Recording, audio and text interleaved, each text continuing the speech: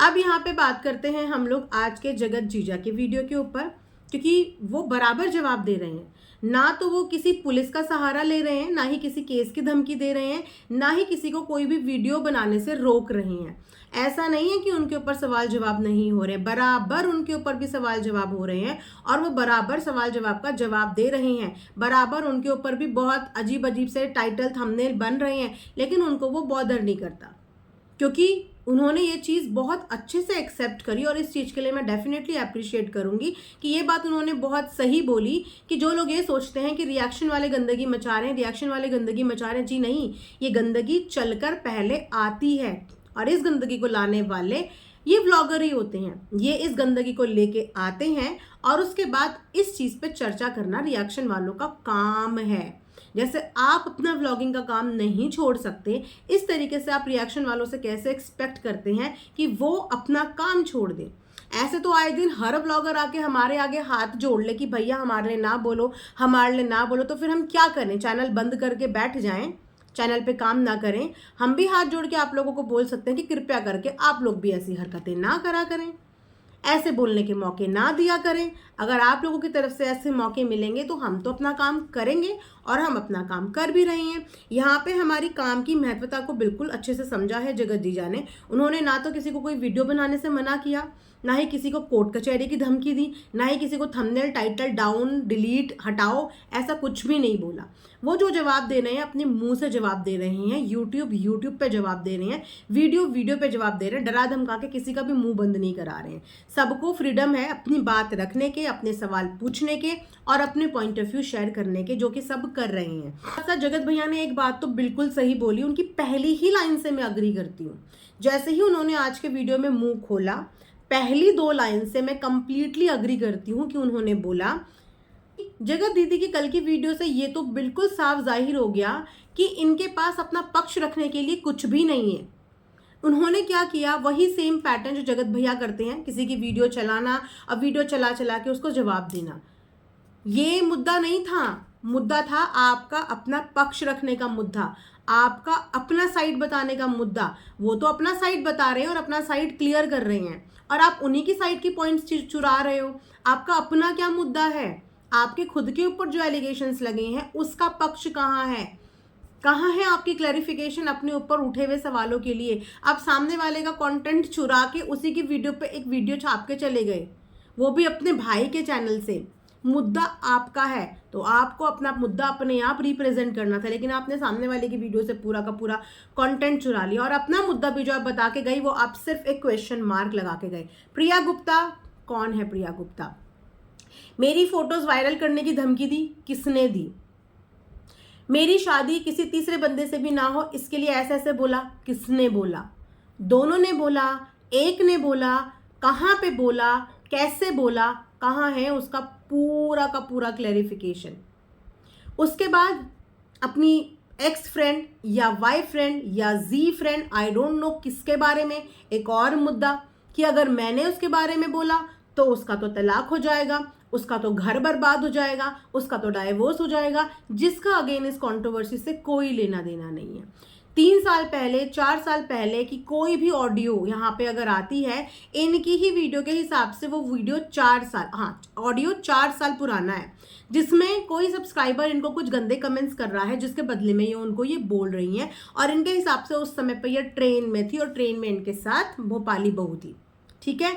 तो आपने एग्जैक्टली यही बोला ना कि वो जो ऑडियो है उसमें आप किसी सब्सक्राइबर को, किसी व्यूअर को वो जवाब दे रही हैं, तो आपके और उस व्यूअर के बीच की कॉन्वर्जेशन हुई ना, तो किसके पास ये चीज़ें होती हैं? या तो आपके पास होती हैं या उस व्यूअर के पास होती हैं, या तो आपने अपने पास से किसी के साथ शेयर करी या उस व्यूअर ने किसी को दे दी।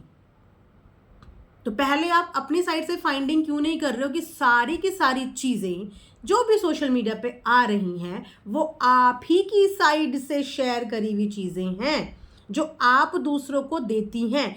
क्यों देती हैं? क्या दिखाने के लिए देती हैं? क्या शो ऑफ करने के लिए देती हैं कि वो उड़ते उड़ते सोशल मीडिया पे आ जाती है? प्लीज़ अपने एंड पे ये फाइंडिंग करो कि ये जो आई है इसका रीज़न क्या है और इसकी एग्जैक्टली कहानी क्या है, क्योंकि इस ऑडियो के लिए भी मल्टीपल कहानी आ रही है।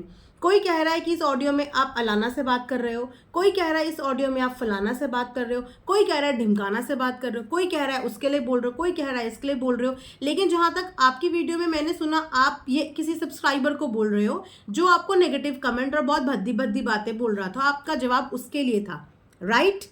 अगर मैं सही हूं तो प्लीज मुझे कमेंट्स में बता देना। यही है ना कहानी? तो फिर मार्केट में इतनी सारी अलग अलग कहानियां कैसे सर्कुलेट हो रही हैं उस पर्टिकुलर ऑडियो को लेके। ऑल्सो जगत जीजा की ये बात भी 16 आने सच है कि उनको इस कंट्रोवर्सी में बुलाया गया, लेकिन अब आप ये एडमिट करने को तैयार ही नहीं है कि आप अपनी वीडियो में उनको टारगेट कर रही थी। आपने एक पक्ष को एक्चुअली क्लीन चिट दे दी थी कि ये तो कुछ नहीं कर सकता। चलिए, आपने एक पक्ष को क्लीन चिट दे भी दी थी कि इसकी तरफ से कुछ नहीं आ सकता बिकॉज इसके ऊपर स्टे लगा है और ये कोई ऐसी चीज़ का आदान प्रदान नहीं करेगा। आपको उसके ऊपर पूरी श्योरिटी थी, तो आपको इधर श्योरिटी क्यों नहीं थी?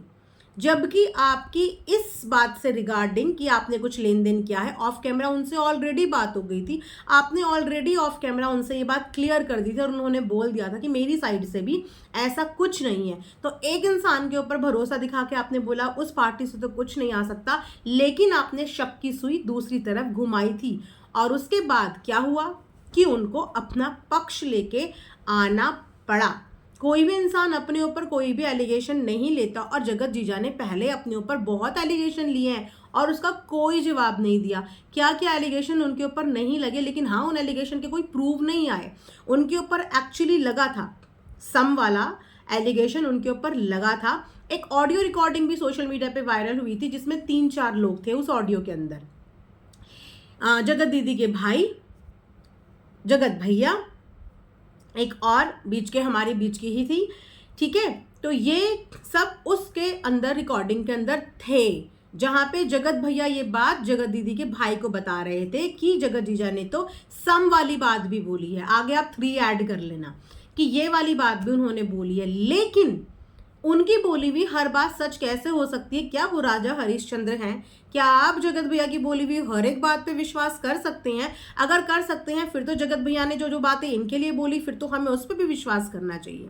अगर आप जगत भैया की बोली हुई हर एक वर्बल बात पे विश्वास कर रहे हो फिर तो जगत भैया ने आपके लिए भी बहुत कुछ वर्बली बोला था। क्या हमें उस चीज़ पे भी आंख बंद करके विश्वास करना चाहिए? हमने तो जगत भैया की भी बहुत सारी वर्बली बातों पर आंख बंद करके विश्वास नहीं करा था। तो फिर ये जो सम वाली बात उड़ते हुए आई थी, क्या इस बात का कोई प्रमाण है? क्या ये बात हमें सुनाई जा सकती है, हमें दिखाई जा सकती है कि ये बात जगत जीजा ने अपने मुंह से बोली है? शादी किसी तीसरे से नहीं होने देने वाली, इस फोटो का मिसयूज करने वाली और ये सम होने वाली बात क्या हम सुन सकते हैं कि जगत जीजा ने अपने मुंह से ये बात बोली है? या फिर आप चाहते हैं कि जगत भैया ऐसा बोल दे और हम उनकी बोली हुई बात का भरोसा कर लें? एक और रिकॉर्डिंग याद होगी जिस रिकॉर्डिंग में भोपाली बहू भी थी, जगत दीदी भी थी, जो अगेन सोशल मीडिया पे आई थी। उस समय पे क्या बोल रही थी भोपाली बहू कि जगत जीजा को सारी बात बता दे, उसको बता दे, वरना सामने वाला बंदा जगत भैया ऐसा कर देगा वैसा कर देगा, तू बात कर। तो इन्होंने बात करने से मना किया था कि मुझे बेटी के लिए शादी करनी है, समझो उसके लिए शादी होनी बहुत ज़रूरी है। आपके दोस्त ने तो आपको सजेस्ट भी किया था कि खुल के बात कर ले, और काश कि आप खुल के बात कर लेती ना तो शायद आज आपका रिश्ता बच भी सकता था, शायद बच भी सकता था अगर आप खुल के बात कर लेते। आपके दोस्तों ने आपको ये गाइडेंस दी थी कि खुद बात कर ले, खुद सारी बात बता दे, लेकिन आपने नहीं बताई। खास तौर पे जो ये फोटो वाला मुद्दा उठा लिया गया है ना, इस मुद्दे के लिए तो जगत भैया ने साफ बोल दिया कि मेरे पास ऐसा कुछ नहीं है, चाहे तो मेरा फ़ोन चेक कर लो, चाहे मेरी सीढ़ियाँ चेक कर लो, मेरे पास ऐसी कोई भी चीज़ नहीं है। सामने वाले ने ये चीज़ दिखाई, लेकिन मैंने भी अपनी आंखों से ये चीज़ नहीं देखी है। सामने वाले ने ये चीज़ मेरे परिवार के किसी सदस्य को दिखाई, किसी महिला सदस्य को मेरे परिवार की दिखाई, लेकिन देखा जिस इंसान के पास आपकी ऐसी कोई चीज़ है ही नहीं, तो वो इंसान इस चीज़ को कैसे सर्कुलेट कर सकता है या फिर कैसे आपको धमकी दे सकता है? क्योंकि धमकी तो सिर्फ वही इंसान दे सकता है और डर सिर्फ उसी इंसान के साथ हो सकता है जिसके पास ये सब चीज़ें हैं, और ये सब चीज़ें हैं वन एंड ओनली जगत भैया के पास, और वो दी गई हैं आपसे। आपके द्वारा ही दी गई होंगी ना, हवा में चलते हुए तो आई नहीं होंगी, आपके द्वारा उन्हें दी गई। और जगत भैया के अलावा ये चीज किसी तीसरे के पास नहीं है। ये जगत जीजा ने साफ तौर पे बोल दी कि मेरे पास भी ऐसा कुछ नहीं है, मुझे तो दिखाई भी नहीं गई मेरे। अच्छा, इसी बीच में ना एक नया टर्म आप लोगों ने सुना होगा, हनी ट्रैप। बहुत सारे लोगों को पता है, हनी ट्रैप बहुत अच्छे से जानते हैं कि क्या होता है। जिनको नहीं पता आप लोगों को मैं बता देती हूँ। हनी ट्रैप होता है एक काइंड ऑफ अ पॉलिटिक्स। जब आप किसी को रोमांटिकली, इमोशनली फंसाने की, ट्रैप में उलझाने की एक प्लानिंग करते हो, एक पॉलिटिक्स चलते हो, तो उसे कहते हैं हनी ट्रैप। मीठी मीठी बातें करके, रोमांटिक कॉन्वर्जेशन करके किसी को अपने करीब लाना, सिर्फ और सिर्फ प्लानिंग के तहत, ताकि सामने से हम सबूत बटोर सकें और सबूत इकट्ठा कर सकें। तो एग्जैक्टली वही हनी ट्रैप यहाँ पे जिक्र हुआ है आज जगत जीजा की वीडियो में। क्योंकि कल की वीडियो में जगत दीदी ने इस बात का, और इससे पहले भी 2-3 बार इस बात का इंडिकेशन दिया है कि ये वहाँ बात करते हैं, वहाँ बात करते हैं। अब एक इंसान प्राइवेट में किसी से कुछ भी बात करे, एक बात बताओ, ये थर्ड बंदे को कैसे पता चल रही है, वो थर्ड बंदे तक कैसे आ रही है? और वैसे भी ये रिश्ता टूट चुका है, ये रिश्ता टूट चुका है, ऑफिशियली इस बात का अनाउंसमेंट हो गया है। तो अब वो हनी ट्रैप करे, मनी ट्रैप करे, कुछ भी करे, अब वो अपनी लाइफ में फ्री हो चुके हैं, वो इस रिश्ते से आज़ाद हो चुकी हैं। उनको अब पूरी आज़ादी है अपनी ज़िंदगी में मूव ऑन करके अपनी ज़िंदगी को आगे बढ़ाने की। ये तो उनकी प्राइवेट और पर्सनल लाइफ हो गई ना, कि अगर वो पीछे से किसी से बात कर रहे हैं। लेकिन हैरानी की बात यह है कि अगर वो किसी से बात भी कर रहे हैं तो ये बात इन तक कैसे आ रही है?